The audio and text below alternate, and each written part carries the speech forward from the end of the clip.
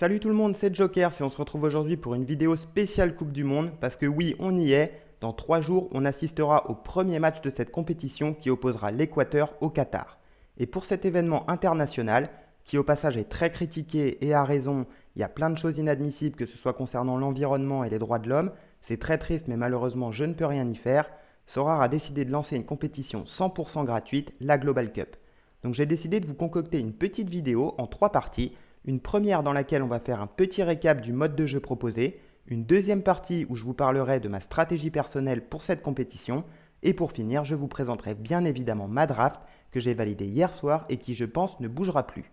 Alors avant d'aller plus loin, petite parenthèse pour vous informer que si vous n'êtes pas encore inscrit sur Sorare et que vous avez envie de vous lancer dans l'aventure, je vous propose de le faire en passant par mon lien de parrainage qui se trouve juste sous cette vidéo. Comme ça, en plus de gagner une carte gratuite et de m'en faire gagner une par la même occasion, vous aurez droit à un accompagnement personnalisé tout au long de votre aventure. Ceci étant dit, on va pouvoir entrer dans le vif du sujet. Pour ceux qui regardent cette vidéo et qui sont déjà au taquet sur toutes les spécificités de ce mode de jeu, je vous invite à vous rendre directement au prochain chapitre qui porte sur ma stratégie. Pour ceux qui découvrent l'événement à travers cette vidéo, qui dit événement aussi spécial qu'est la Coupe du Monde, dit forcément mode de jeu tout aussi spécial. Sorare nous avait promis du lourd et ils ne nous ont pas menti. Mode de jeu 100% gratuit, terminez les grosses galeries qui raflent les meilleurs rewards sur toutes les compétitions. Pour cette Coupe du Monde, tout le monde part de zéro, seuls vos choix peuvent vous permettre de gagner. Alors comment ça marche? Pour commencer, on va parler des cartes, puisque c'est la base du jeu. Je ne vais pas réexpliquer comment fonctionne Sorare, ce n'est pas du tout le but de cette vidéo. Si vous êtes vraiment débutant, je vous invite à aller visionner ma vidéo qui présente le jeu en 5 minutes. Vous la trouverez sur la page d'accueil de ma chaîne YouTube et tout sera beaucoup plus clair pour vous. Pour cet événement, Sorare a sorti 2 types de cartes. Je vous mets les premières à l'écran, qui sont les cartes communes Global Cup. Ce sont celles que vous allez choisir pour jouer tout au long de la compétition et qui, à la fin de la Coupe du Monde, se transformeront en cartes communes normales. Par exemple, cette carte de Messi sera convertie en carte de Messi au PSG et vous pourrez continuer à l'utiliser dans le mode de jeu gratuit proposé par Sorare. Le deuxième type de cartes que je vous affiche à l'écran sont les cartes Custom Series. Ces cartes seront chacune disponibles en 2022 exemplaires et elles ne seront bien évidemment pas disponibles aux enchères. Le seul moyen de les avoir, c'est de les gagner. Alors par la suite, vous ne pourrez pas les utiliser en SO5, ce sont des cartes de collection. Par contre, à la différence des cartes communes, vous aurez la possibilité de les vendre ou de les échanger. Maintenant qu'on a parlé des cartes, on va regarder ce que Sorare nous propose en termes de compétition. Donc la Global Cup, dont on vient de parler, où vous ne pourrez jouer qu'avec les cartes communes Global Cup. La compétition internationale spéciale, dans laquelle vous pourrez utiliser des cartes limited, mais uniquement celles de joueurs jouant la Coupe du Monde. Et enfin, ces 4 autres compétitions que vous connaissez déjà et que je ne vais donc pas présenter. A noter que ces compétitions existent dans toutes les raretés, mais vous ne le voyez pas sur mon écran car je ne possède que des cartes limited. Alors dans cette vidéo, on va se focus essentiellement sur le mode de jeu Global Cup qui fonctionne sur un système de draft. Vous allez devoir constituer une équipe de 8 joueurs comportant 2 attaquants, 2 milieux, 2 défenseurs et 2 gardiens avec une seule règle, vous n'avez pas le droit de prendre plus de 2 joueurs de la même équipe. Donc impossible de faire le stack de l'équipe de France par exemple. Pour sélectionner vos joueurs, vous disposez d'un budget de 100 cristaux. Et comme vous pouvez le voir, chaque joueur a un coût plus ou moins élevé en fonction de sa force, entre guillemets. Donc c'est là qu'il va falloir être créatif. Il y a plusieurs stratégies possibles, mais on reviendra là-dessus dans le chapitre suivant. L'objectif est donc de drafter le meilleur éventail possible de 8 cartes pour ensuite en aligner 5 sur chaque Game Week de la manière suivante. Un gardien, un défenseur, un milieu, un attaquant et un joueur extra qui peut être un défenseur, un milieu ou un attaquant.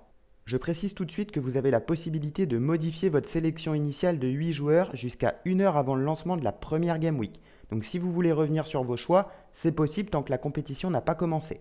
Alors maintenant, comment s'organisent les Game Week ? Je vous affiche le calendrier à l'écran. On va donc avoir une Game Week par tour. Une première Game Week pour le premier tour de poule, une deuxième Game Week pour le deuxième tour et une troisième Game Week pour le dernier tour de poule. Ensuite, il y aura une Game Week pour les huitièmes de finale, une pour les quarts de finale, une pour les demi-finales et enfin une dernière pour la finale et la petite finale. A noter que Sorare vous proposera de drafter 4 nouveaux joueurs avec un budget de 50 cristaux, une première fois avant les huitièmes de finale, une seconde fois avant les quarts de finale et enfin une troisième fois avant les demi-finales. Donc pas d'inquiétude si certains de vos joueurs sont éliminés, vous pourrez tout de même continuer à jouer. À chaque match, vos joueurs vont obtenir une note sur 100 en fonction de leur performance réelle au cours du match. Les 5 notes de vos joueurs s'additionnent pour donner une note finale à votre équipe. En fonction de cette note, une place vous sera attribuée dans un classement regroupant tous les managers qui participent à l'événement. Et c'est là que ça devient intéressant. Je vous affiche à l'écran les récompenses.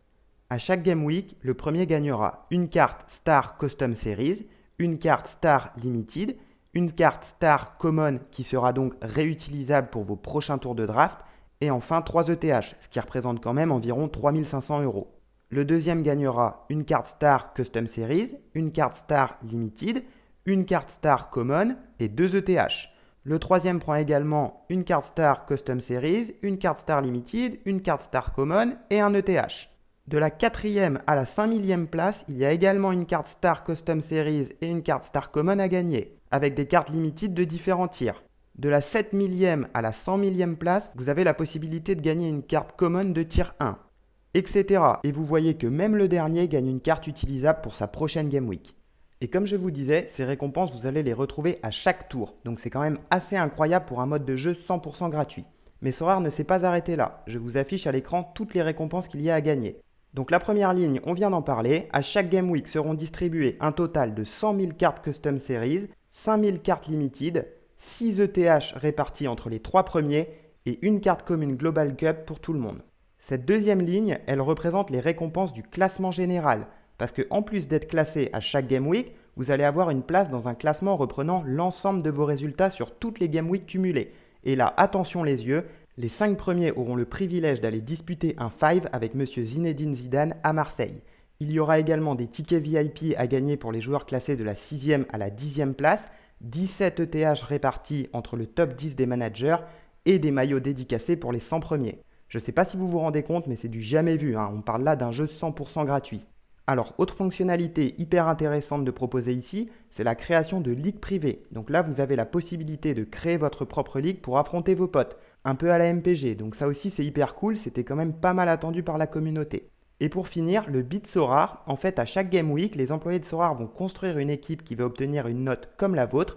Et si vous arrivez à battre cette note avec votre équipe, vous participerez à un tirage au sort qui vous permettra de gagner des goodies type casquette, t-shirt et autres.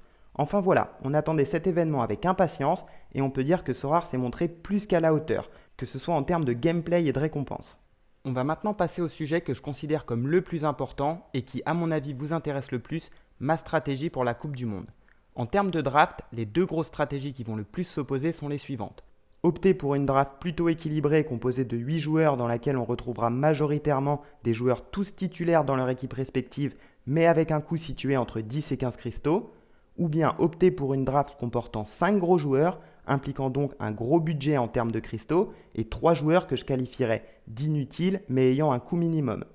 Personnellement, je vais opter pour cette deuxième stratégie, même si bien évidemment elle est très risquée, puisque s'il y a un blessé, vous êtes presque out jusqu'au 8e de finale.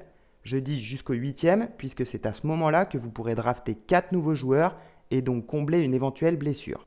Mais j'ai décidé de prendre ce risque car j'estime que pour performer, et c'est l'objectif, ça va s'avérer plus compliqué avec 8 joueurs moyens qu'avec 5 très bons joueurs. Alors une fois que j'ai décidé de me diriger vers cette stratégie, j'ai regardé quelles sont les équipes qui ont à mes yeux le plus de chances de passer le premier tour. Pour moi, ce sont le Brésil et l'Argentine qui ont les groupes les plus faciles, avec le Cameroun, la Suisse, la Serbie pour le Brésil, et l'Arabie Saoudite, le Mexique, la Pologne pour l'Argentine. Je trouve que les Pays-Bas ont également un groupe relativement facile avec l'Équateur, le Sénégal et le Qatar. Et enfin, on retrouvera forcément comme favoris, mais avec un groupe plus compliqué, la France, la Belgique, le Portugal et pour finir l'Allemagne et l'Espagne qui sont dans le même groupe. Ensuite, j'ai décidé de me concentrer principalement sur le premier match de chacune de ces équipes. Pourquoi ? Parce que je pense que ce premier tour de Coupe du Monde va être le plus important. C'est sur ce premier tour qu'il faut aller chercher tout de suite une très bonne place dans le classement. Parce que les récompenses sont juste dingues. Les 5000 premiers gagnent une star et jusqu'à la 100 000e place, il y a une T1 en récompense. Donc le but du jeu va être d'aller gagner d'entrée au moins une T1 en reward, de manière à venir compléter du mieux possible votre 5 de départ et espérer tirer un joueur avec un match-up favorable pour le deuxième tour. Ça, c'est la première chose. Et la deuxième chose, c'est que si vous ne performez pas dès les premiers tours, ça va être compliqué de finir dans les meilleurs au classement général en fin de compétition. Donc si je récapitule, premièrement, regardez quelles sont les équipes ayant un groupe facile à jouer et deuxièmement, quels sont les premiers adversaires de ces équipes. L'Argentine joue l'Arabie Saoudite, match-up ultra favorable, ils ont moyen de dérouler. Le Brésil joue la Serbie, qui est plutôt en forme. La Serbie, c'est 4 victoires sur leurs 5 derniers matchs. Les Pays-Bas jouent le Sénégal, qui devront compter sur l'absence de Sadio Mané. Le Portugal joue le Ghana, donc match-up favorable également. Et enfin, j'estime que la France, la Belgique, l'Espagne et l'Allemagne auront un match-up plus compliqué, respectivement face à l'Australie, le Canada, le Costa Rica et le Japon. Et pour finir, je trouve que de manière générale, l'Argentine offensivement c'est monstrueux, tandis que le Brésil, les Pays-Bas et le Portugal sont très solides défensivement. Donc maintenant qu'on a posé tout ça, il faut voir au niveau draft ce qu'on peut faire.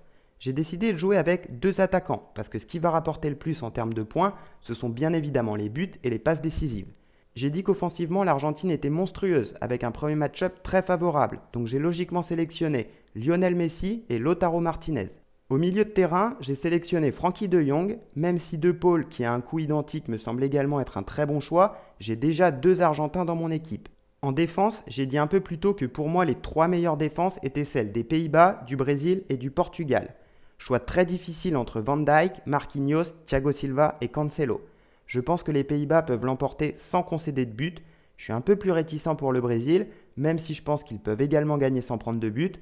Quant au Portugal, on a un Ronaldo qui a été beaucoup critiqué dernièrement. Je pense que ça aura un impact sur ses performances personnelles et sur le moral de son équipe. Pour ces raisons, j'ai choisi de sélectionner Virgil van Dijk. Et enfin, dans les cages, j'ai préféré Alisson Becker à Diogo Costa pour les mêmes raisons. D'un côté, une équipe portée par Ronaldo dont je viens de vous donner mon point de vue. De l'autre côté, un Neymar en forme olympique qui va tirer son équipe vers le haut. Ce dernier choix s'est donc fait en comparant l'état d'esprit des équipes dans leur globalité. Bien évidemment, ces choix sont très compliqués et discutables, mais j'espère que l'avenir me donnera raison. Les 3 derniers joueurs, je ne vous les présente pas car j'en ai sélectionné 3 au hasard avec un coût minimal de 5 cristaux. Je vous affiche donc à l'écran mon 5 types pour ce premier tour de Coupe du Monde qui sera très probablement le même pour toute la phase de poule. Alisson Becker dans les cages, Virgil van Dijk en défense, Frenkie de Jong au milieu, Lionel Messi comme capitaine et Lautaro Martinez en attaque. Je suis assez content de mon 5 de départ, en vrai je pense qu'il y a moyen de faire de beaux résultats sur cette compétition. Cette vidéo touche à sa fin, après avoir fait un petit récap sur ce mode de jeu spécial Coupe du Monde proposé par Sorare, je vous ai expliqué ma stratégie personnelle qui m'a conduit à drafter ces 8 joueurs. J'espère que ça vous a plu. Si c'est le cas, n'hésitez pas à lâcher un petit pouce bleu et à vous abonner à ma chaîne en cliquant sur le bouton qui s'affiche à l'écran. On se retrouve au prochain épisode. Ciao l'équipe!